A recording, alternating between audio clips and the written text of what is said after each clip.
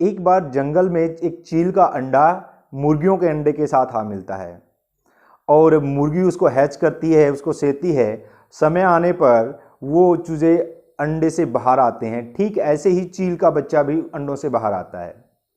तो चील का जब बच्चा बाहर आता है उसको एक ऐसा माहौल मिलता है, एक ऐसा एटमॉस्फेयर मिलता है जिसमें वो घुल मिल जाता है और जिस तरह की गतिविधियां, एक्टिविटीज़ मुर्गी और उसके चूजे करते हैं, ठीक वैसे वो भी करता है। वो उनकी तरह आवाज़ निकालता है, उनकी तरह वो ज़मीन से खोद करके दाना निकालता है, अपना जीवन वैसे ही व्यतीत करने लग जाता है। तो एक बार उसकी नज़र खुले आसमान में पड़ती है तो वो एक बड़े ही विशाल पक्षी को देखता है। उस विशाल पक्षी को देख करके उसके दिमाग में एक सवाल आता है और वो मुर्गी से पूछता है कि वो पक्षी कौन है। तो मुर्गी कहती है कि वो एक चील, एक शानदार पक्षी है जो ऊंची उड़ान भरता है, लेकिन तू इसके बारे में सोचना भी मत, उड़ने के बारे में सोचना भी मत, क्योंकि तुम उड़ने के लिए नहीं बने हो। तुम एक मुर्गे हो और तुम्हें ऐसे ही जीवन व्यतीत करना है। और वो ठीक ऐसे ही जीवन व्यतीत करता है और मर जाता है। ठीक ऐसे ही हमारे अंदर भी हुनर है, हम हुनर से भरे हैं, लेकिन हमें उस हुनर का पता ना होने की वजह से वो हुनर हमारे अंदर ही सड़ जाता है, गल जाता है, मर जाता है। तो वो कौन सी बातें हैं, वो कौन सी चीज़ें हैं जिनकी वजह से हम उस हुनर को पहचान नहीं पाते। तो आज हम बात करेंगे सफलता के रास्ते में ऐसे कौन कौन से रोड़े हैं जिनको हमें दूर करना चाहिए, हमारी मानसिकता कैसी हमें बनानी चाहिए। पहली बात, हमें उन लोगों से दूर रहना चाहिए जो नेगेटिविटी क्रिएट करते हैं। ठीक एक मुर्गी उस चील के अंदर के हुनर को दबा देती है, ये उसको एहसास करवा करके कि तू उड़ नहीं सकता। हालांकि उसके अंदर काबिलियत थी, वो उड़ सकता था, वो कुछ और पर्पज के लिए पैदा हुआ था, उसका इस धरती पर आना कुछ और पर्पज से हुआ था। बावजूद इसके भी उसके अंदर के हुनर को अंदर ही दबा दिया गया। अगर वो एक बार अपनी एक कोशिश करता और उस कोशिश से वो उड़ भी सकता था, वो उस असली पर्पज जिसके लिए वो पैदा हुआ था, जिसके लिए वो बना था, जिसके लिए उसकी संरचना हुई थी, उसको जान सकता। तो हमें इस कहानी से क्या सीख मिलती है? हमें इस कहानी से सीख मिलती है कि हमें नेगेटिव लोगों से दूर रहना चाहिए, क्योंकि वो एनर्जी सकर होते हैं, वो एनर्जी को शक करते हैं और हमें बिल्कुल नेगेटिविटी की ओर धकेल देते हैं। सफलता को हासिल करने के लिए दूसरी जो बात इंपॉर्टेंट है वो है आपका लगातार सीखते रहना। हमें कभी भी स्टॉप नहीं लगाना चाहिए। हमें यह नहीं मानना चाहिए कि मैं इस काम में परफेक्ट हो गया हूं। हमें निरंतरता के साथ उसको सीखते रहना चाहिए। और शिक्षा वो है जो नैतिकता पर आधारित होती है। आप जिस चीज के लिए संघर्ष कर रहे हैं वो उसकी नींव एक नैतिकता पर आधारित होनी चाहिए। जो चीज आप पाना चाहते हैं, सोसाइटी को उससे क्या मिलेगा, जो चीज आप करना चाहते हैं, जिससे आप अपने आप को प्रूव करना चाहते हैं, उससे आप सोसाइटी को क्या दे सकते हैं, ये महत्वपूर्ण है। जो लोग नैतिकता को आधार बना करके अपने आप को आगे लेके जाते हैं वो निश्चित तौर पर विजयी होते हैं।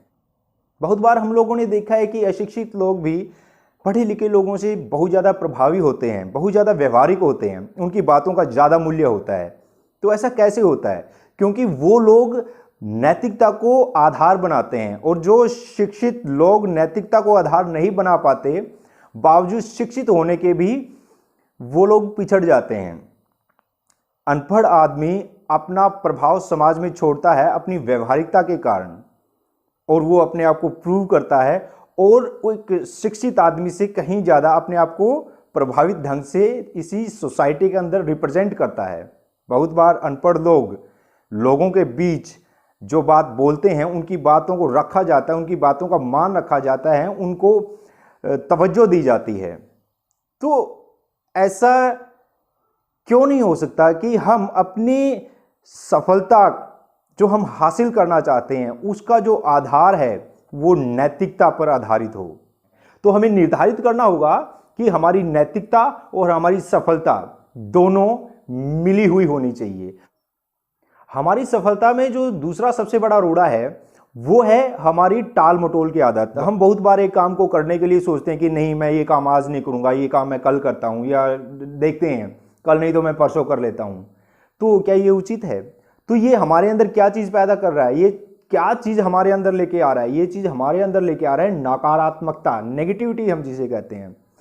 और एक बार हम जब नेगेटिव हो जाते हैं चीज़ों के प्रति तो उसमें हम काम को डिले करते जाते हैं, डिले करते जाते हैं, डिले करते जाते हैं और इतना डिले करने लग जाते हैं कि हमारी एक आदत बन जाती है। जैसे कि मैंने पहले बताया था कि हमारा जो सबकॉन्शियस माइंड है वो प्रैक्टिस, जब हमारा कॉन्शियस माइंड प्रैक्टिस कर रहा होता है तो वो सबकॉन्शियस माइंड आदत डेवलप कर रहा होता है। तो ये, और याद रखिए किसी काम को कर देने से ऑन द स्पॉट जैसे ही हमें कोई काम याद आया हमें उसे तभी कर देना चाहिए। उससे हमारे अंदर एक हौसला पैदा होता है, एक जज्बा पैदा होता है, खुशी आती है।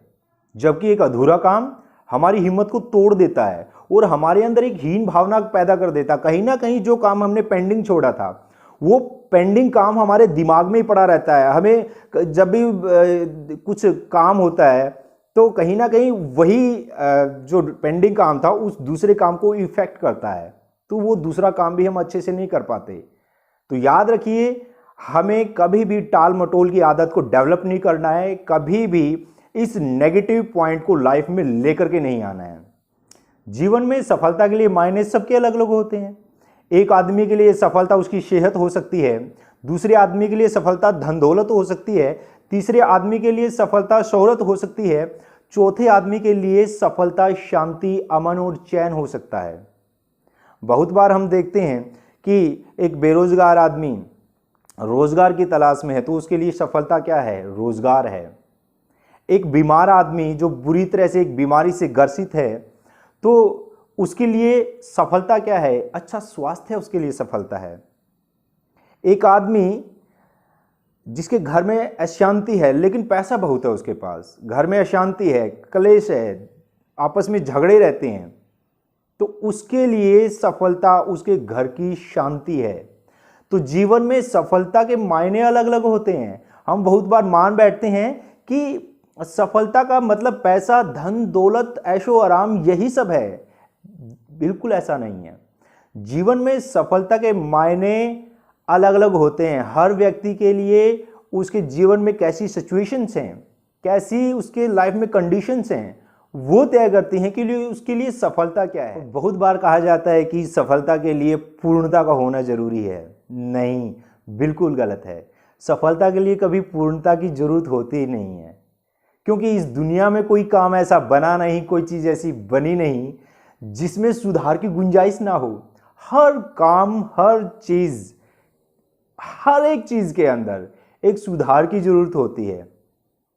तो सफलता के लिए पूर्णता का होना जरूरी नहीं है। सफलता के लिए जरूरी है कि आप एक काम को उत्तम ढंग से करें, एक अच्छे ढंग से करें, उसी को हम सफलता कहते हैं। और सफलता हासिल करने वाले कोई नया काम नहीं करते, कोई बड़ा काम नहीं करते, बल्कि वो लोग उस काम को, एक छोटे काम को सुंदर ढंग से करते हैं, एक अलग ढंग से करते हैं। बस हमें वही सीखना है, बस उसी काम को हमें जानना है कि उस काम को हम किस तरह से अच्छे ढंग से कर सकते हैं।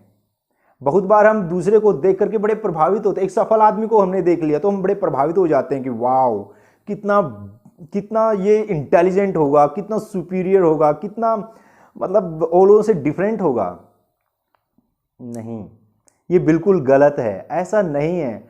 हमारे अंदर भी हुनर है, हमारे अंदर भी वो सारी काबिलियत है, लेकिन उस चीज़ को जानने की ज़रूरत होती है, उस चीज़ को पहचानने की ज़रूरत होती है, जिसके ऊपर हम भी महारत हासिल कर सकते हैं।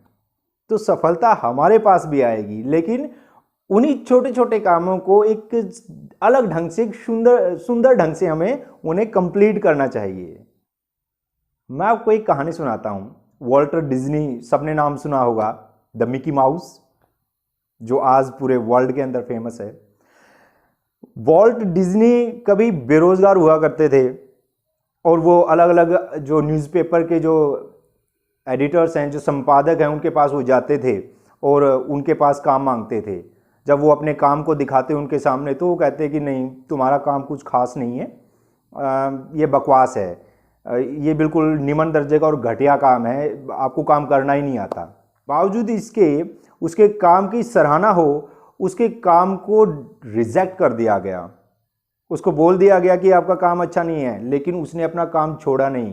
वो उसने काम के ऊपर लगातार डटा रहा और लगातार उसके ऊपर जारी रहा। एक दिन एक चर्च के पादरी ने उनको चर्च में बुलाया और उसको एक पेंटिंग का काम दिया, कुछ कार्टून बनाने का काम दिया। तो वो चर्च के अंदर कहीं पर काम कर रहा था। वहीं पर कुछ चूहे बहुत ज़्यादा उठापटक कर रहे थे। तो वहीं से उन्हें उन चूहों की उठापटक को देख करके एक विचार आया, जिसने उसके दिमाग में एक नई क्रिएशन पैदा की, और वहीं से द मिकी माउस का निर्माण हुआ था। और आज मिकी माउस को पूरे वर्ल्ड के अंदर जाना जाता है।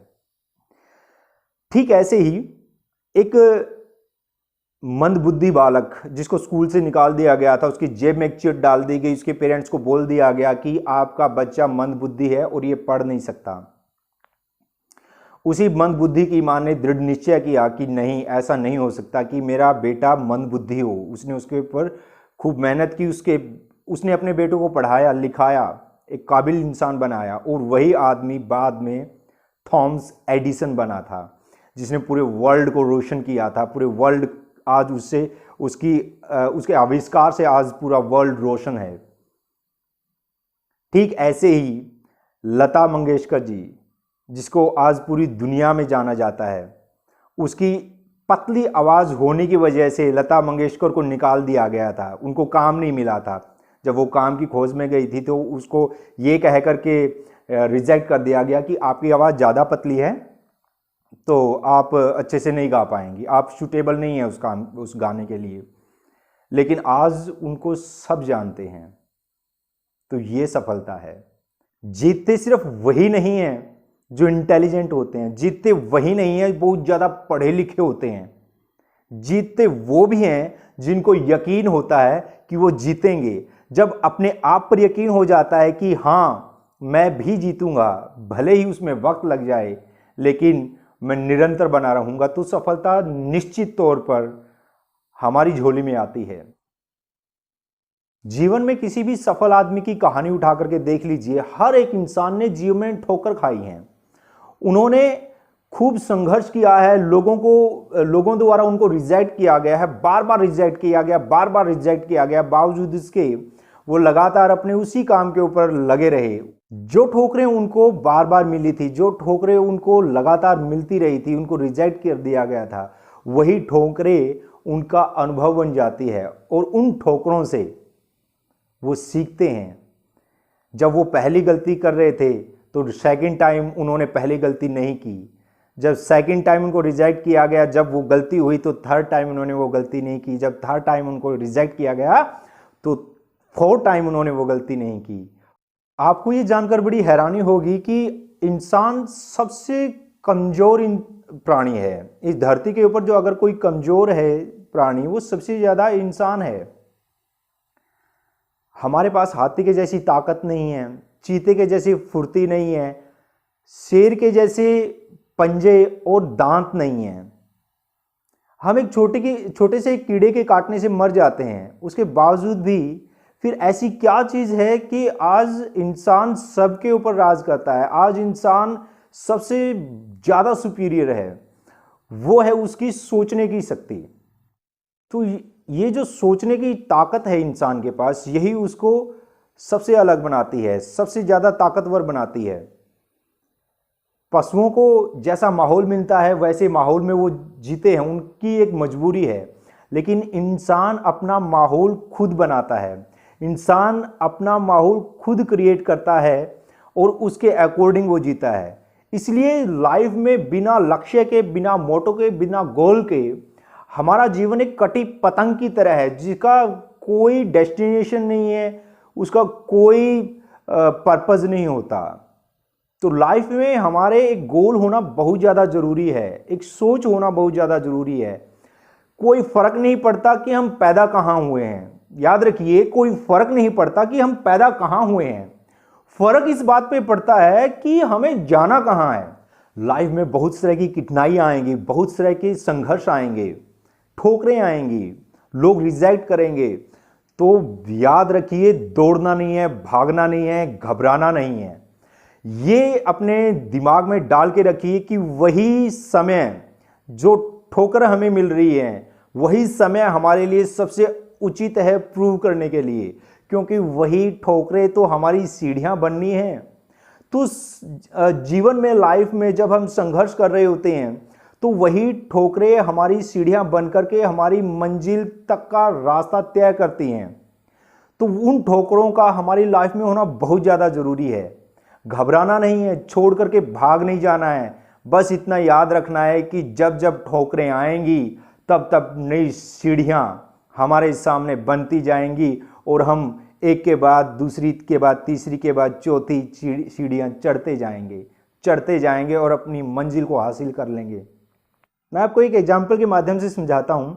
जब एक कैटरपिलर एक कुकून से बाहर आता है, एक खोल से बाहर आता है, उसके बाद वो तितली में तब्दील होता है। लेकिन उससे पहले जब वो खोल से बाहर आ रहा होता है उसको खूब संघर्ष करना होता है। वो लगातार संघर्ष करता है और वही संघर्ष उसकी पंखों को मजबूत करता है, उसकी उड़ान भरने में मदद करता है। अगर उसके खोल को तोड़ दिया जाए और उसको बाहर निकाल दिया जाए उस बिना संघर्ष के, तो कुछ देर के बाद वो ऑटोमेटिक मर जाएगा। इसलिए हमें जीवन में उन कठिनाइयों को एक सीढ़ी की तरह समझना चाहिए। कभी भी डिप्रेस नहीं होना, टेंशन में नहीं आना। जब भी दिक्कतें आती हैं, जब समस्याएं आती हैं, तो उनको एक अनुभव के तौर पे लेना है कि जीवन के लिए ये बहुत ज़्यादा ज़रूरी है। क्योंकि बहुत बार आज हम देखते हैं कि यूथ संघर्ष कर रहा है, कोई रोज़गार, नौकरी के लिए, कोई अलग रोज़गार के लिए, कोई कुछ बनने के लिए, कोई कुछ बनने के लिए। तो हर एक इंसान की लाइफ में स्ट्रगल होता है, समस्याएं आती हैं। तो उनको एक नेगेटिव वे में नहीं लेना, उनको पॉजिटिव वे में लेना है, ताकि आप अपने आप को साकार रूप में वहां पर पहुंचा पाओ जहां पर आपको होना चाहिए।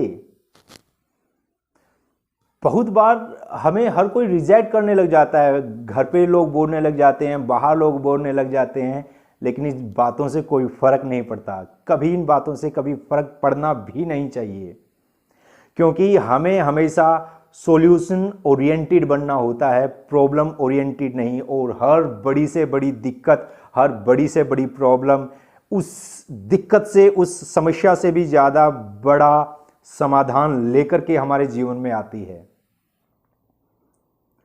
फिर मिलते हैं, तब तक खुश रहिए, मुस्कुराते रहिए, लोगों के जीवन में यूं ही खुशियां बखेरते रहिए और एक निश्चय कीजिए लाइफ में कि जो भी आपके इर्द गिर्द आएगा वो पॉजिटिव वेव को इस तरह से महसूस करेगा कि उसके अंदर की नेगेटिविटी भी अपने आप खत्म हो जाएगी।